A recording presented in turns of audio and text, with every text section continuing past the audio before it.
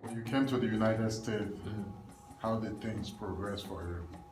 Well, when I came to United States, I went to New York. Right. I had brothers in Texas, but I prefer New York because the schools that I was planning to go into were there. I've already experienced about 13 years of my life in the cartoon industry in Nigeria, nationally known as a cartoonist. Boye Gbero, working for National Concord newspaper, and I started with Punch. So I was restless and I like to explore. When I left Punch, that was a transition period before Concord was started in 1980. I made comic books and sell it myself. I took it down to T-Mobile Square, gave it to the distributors, collect my money, got my money, and I experienced that from making the art, publishing, printing, going to the printers, and taking the artwork to the distributors. So that's also part of the training. So when I got to New York, I thought of what I should do. I already knew what I wanted to do, but I was thinking about my musical career as well. So I first enrolled in the art school, and also I enrolled in a program called Jazz Mobile in Harlem.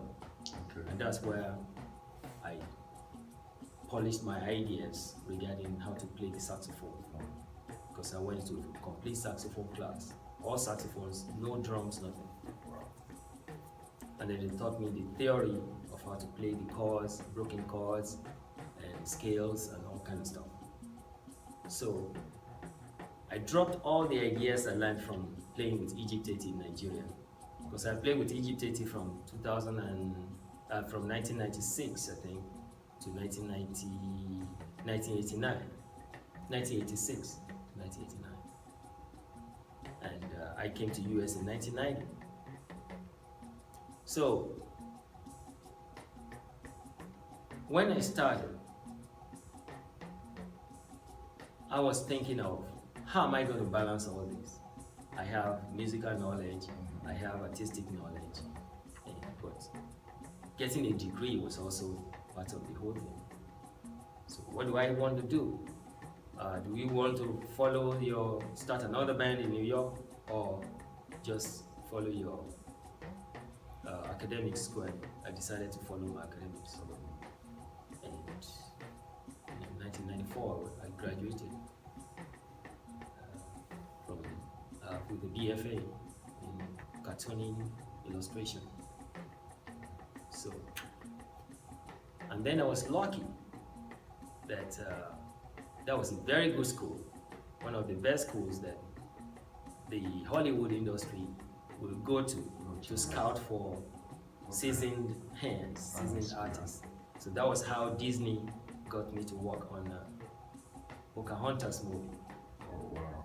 So I was selected out of many portfolios, and they took my work. They saw my strokes because I was already prepared. Prepared, exactly. Because I was doing this just for fun for 13 years of my life. So my advisor also acknowledged that, well, you're already a celebrity in your country before you came over. I said, yes, but I don't have a degree. Right.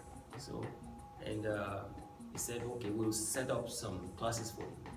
They waived some classes for me because I was already seasoned in anatomy and drawing and all that. They took them out and they gave me elementary courses. They took them out and they gave me some humanity and history courses.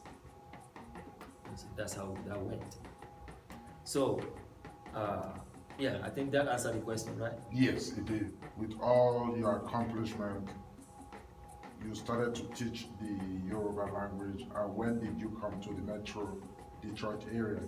And I was going to say that it seems like whenever you choose where you are going to acquire your skills, you happen to be in the right place. Of all places in America, you ended up in Harlem.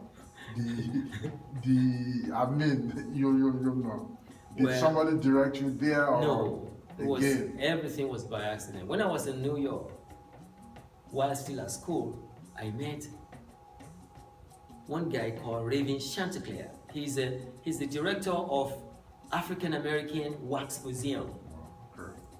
and he asked me to help him sculpt Mike Tyson, Michael Jackson, Harriet Tubman. I did all this from Booker T. Washington. I did all these heads for him, and they were in the museum up to now. Whatever, I mean, I don't know what's going on with the museum right now because the man passed away. But I did all this while I was there. So, and then in Harlem, I was able to play with some seasoned musicians as well. There was a place called La Famille. I think it's closed down now during Giuliani's period. And we used to go there Thursdays, I think, Tuesdays or Thursdays. We used to go there and then we meet all these professionals come and play and jam. And to your question, everything converged, and I went to Florida to work for Walt Disney. Yes. So I worked on 3 movies there, and now I moved from Florida to California to work on other movies, for Warner Brothers and DreamWorks. And after that, the industry started changing. So I started seeing that they were now employing people by contract. So it's when they have a gig that you're sure of making some money. Okay. So, and my wife and kids were already here in Detroit. So I decided to actually join them here. Whatever I could find here that relates to my industrial work, I will do in Detroit. And that's where education comes in.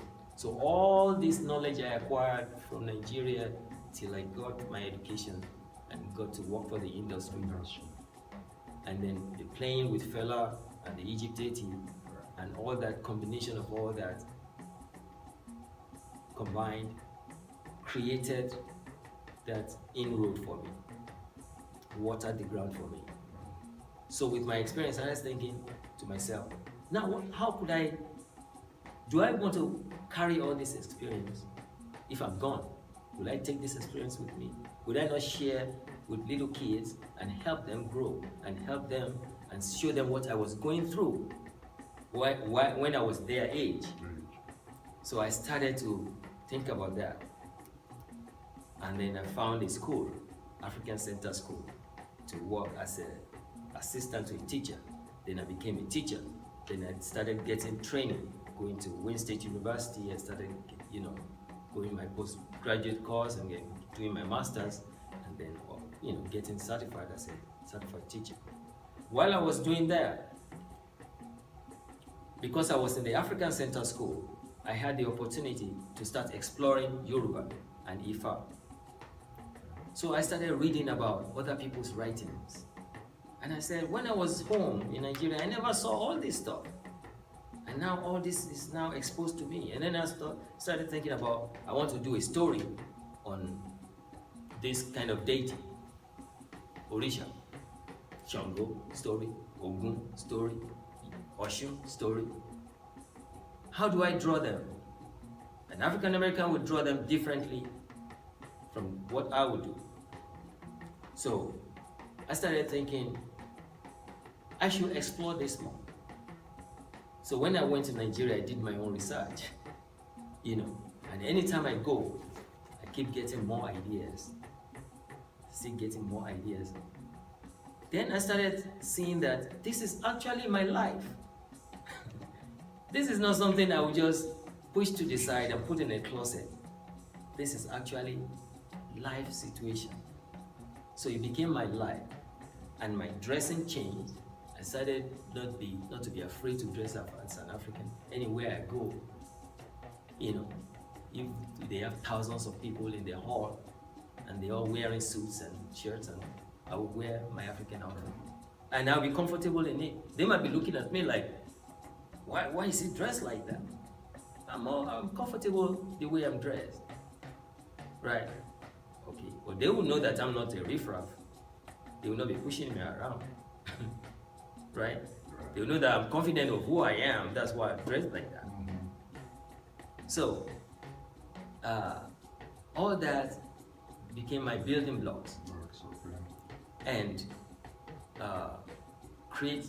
helped me to create my own personality.